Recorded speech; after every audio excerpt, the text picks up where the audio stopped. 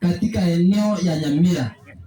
Mimi ndio chama hapo, ndio nimeenea hapo, ndio nimeingia. Ile chama ndogo nimekuwa katika safina, nimeona chama hiyo haendi mahali, haina msimamo, haina mwelekeo, haina vision. Kwa sababu leo nimesimama kwa wananchi wa Mukuru kwa Ruben na Kenya msima, Embakasi msima. Nimesema kwamba wananchi wote tuingie katika chama cha Prosperity Alliance Party, na hiyo ndio chama peke yake. Mr. Speaker, wewe nyamaza bwana, mimi nielezea wananchi, hiyo ndio chama peke yake iko na maono na kila kitu ya vijana wanahitaji. Na mimi hata kama sijaenda sana umri sana, mimi niko hapa katika ya vijana. I will advise them the best way to follow. That's why I am advising you, the Speaker, just join the Prosperity Alliance Party, tutembee pamoja, tutembee sawa, tuende pamoja. Wacha niingie kwa mjadala, kwa sababu mimi ni mtu ya prosperity, mimi ni mtu ya maendeleo na mtu ya kuona mbele na vitu ya maana. Mheshimiwa Uhuru Kenyatta, His Excellency, wakati aliingia uongozi mwaka 2013 walikuwa na promises. Na unajua yeye aliungana na mtu anaitwa Mr. Promises. Sasa lakini ile kwa sababu yeye Uhuru ni mtu ya Mungu, kuna yale alifanya. Ya kwanza katika ile agenda yake alikuwa anasema watafanya kitu inaitwa digital transformation. Kwa hiyo wewe Mr. Speaker kwa hapa umesema nielezee Uhuru alifanya nini? Wewe hukuwahi jua mambo ya simu, kama iko na simu inaitwa smartphone. Lakini kwa sababu ya neema ya Uhuru Kenyatta uko nayo siku hizi na unajua mambo ya smartphone. So hiyo ndio kazi Uhuru alifanya. Pia TV tulikuwa nayo handheld, sasa hivi tuko na digital. Tuko na smart TV, tuko na digital TV. Wacha vitina bwana, nyamaza nielezee. Hiyo ndio kazi ya kwanza Uhuru alifanya.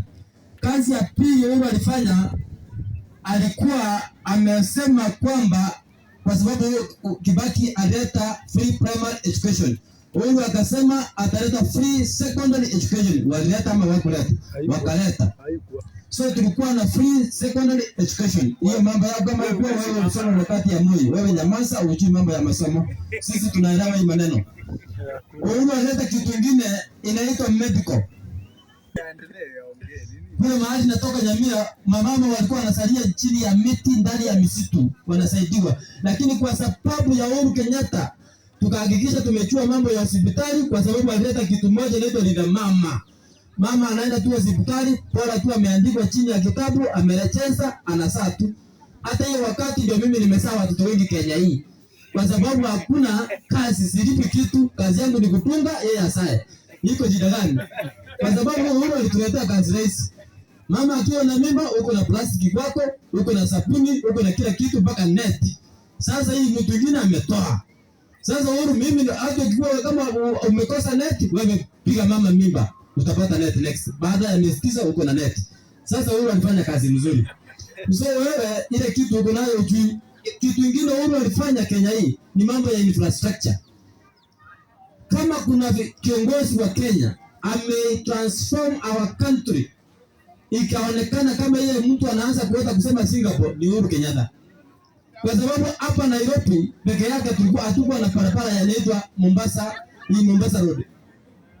Hii kitu inatoka hapa naenda Mombasa, hii ya Korofa. Sijui sababu nikisema ile Kisungu utaelewa, aje niseme ya Korofa ndio elewe. Ukipita hapa Mombasa Road iko barabara ya Korofa iko juu. Hapa gari zetu zinakimbia vizuri. Hiyo ndio kazi Uhuru. Akakuja hapa SGR akaleta digital one. Hata wewe mwenyewe uko na kazi, nilikupea kazi hapo, ulikuwa unaweka mawe hapa ukifanya renovation. So hiyo ndio kazi ya Uhuru Kenyatta alifanya. Kazi ya mwisho Uhuru Kenyatta alifanya ni moja. Alihakikisha hatutakuwa na kiongozi mwenye hana maono na akaelimisha Wakenya. Ndio sababu unaona Kenya hii kile kiongozi anasimama is accountable according to his work. Ya kwanza ni Uhuru Kenyatta, William Ruto. Tunaona huyo, tukiangalia ile kazi Uhuru Kenyatta alifanya, tunaangalia hii mtu anaitwa William Ruto, tunaona amepoteza fahamu ya uongozi. This is the reason why we are also condemning William Ruto, because huyu alitufungua macho. Kitu ya mwisho Uhuru alifanya ni mambo ya sekta ya elimu. Chini ya uongozi ya Uhuru Kenyatta ndio wakati tulipata masomo bora Kenya hii. Ilikuja aje njia gani?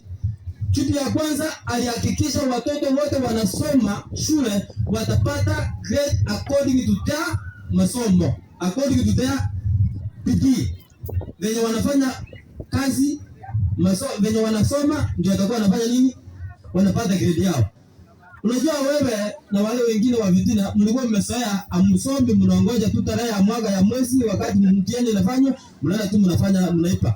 Lakini chini ya Uhuru Kenyatta akahakikisha mwanafunzi lazima akae chini asome, kwa kuweka kiongozi hapo ambaye CS alikuwa pande hiyo, alikuwa na CS ambaye ako na akili, kwa sababu ukiangalia ile cabinet ya Uhuru Kenyatta ilikuwa na technocrats peke yake. Wale watu ambao si wanasiasa kazi yao ni kutunga kazi. Ndio sababu unaona tulimeenda tukapiga chini miguu tukaomba Mheshimiwa Uhuru Kenyatta, wakati tumeona Mheshimiwa Uhuru Kenyatta tukampembeleza, tukamwambia kwa ile cabinet yako tulijua ni wale watu walikuwa wanafanya kazi wote, lakini ni nani mwenye andikwa anafanya kazi kwa bidii?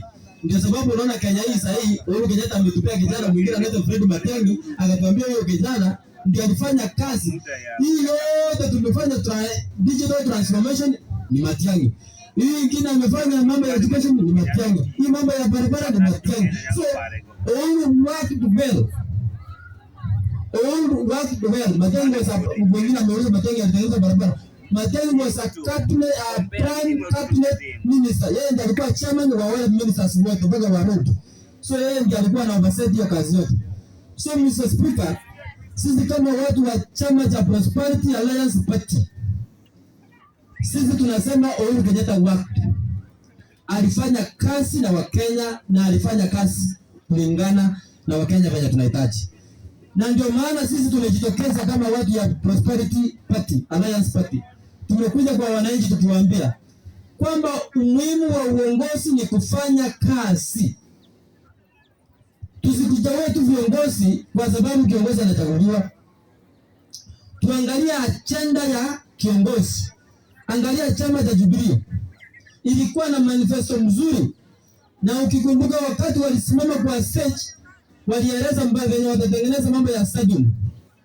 Mwingine alikuwa naibu wa rais wakati huo, alikuwa anasema in 6 months tutakuwa na stadium fulani. In 6 months tutakuwa na barabara fulani. Ameenda huyo mtu alikuwa naibu wa rais wakati huo, ameenda hapa Garissa akataja barabara 200 kwa siku moja. Na anataja kama mtu mwenye ameklamu hiyo kitu. So tuko na hakika kwamba Kenya imefika kiwango ya kutaka viongozi wazuri. Na ndio maana sisi tunataka kuiga mfano wa Uhuru Kenyatta na Mheshimiwa Kibaki kama chama cha Prosperity Party. Na Wakenya wetu, mtu asikuje na vitina hapa ya kutusi His Excellency Uhuru Kenyatta kuuliza kazi yake alifanya. Na kama Kenyatta alifeli na nani? Alikuwa naibu wa rais wakati huo ni nani? Hiyo swali ni hizi tu. Matiang'i. The deputy president on that time ni nani? So mimi ile habari niko nayo ya mwisho. Habari ya mwisho kipekee yake. Naomba Wakenya, wamama, vijana na wazee wote tuombee Mheshimiwa Uhuru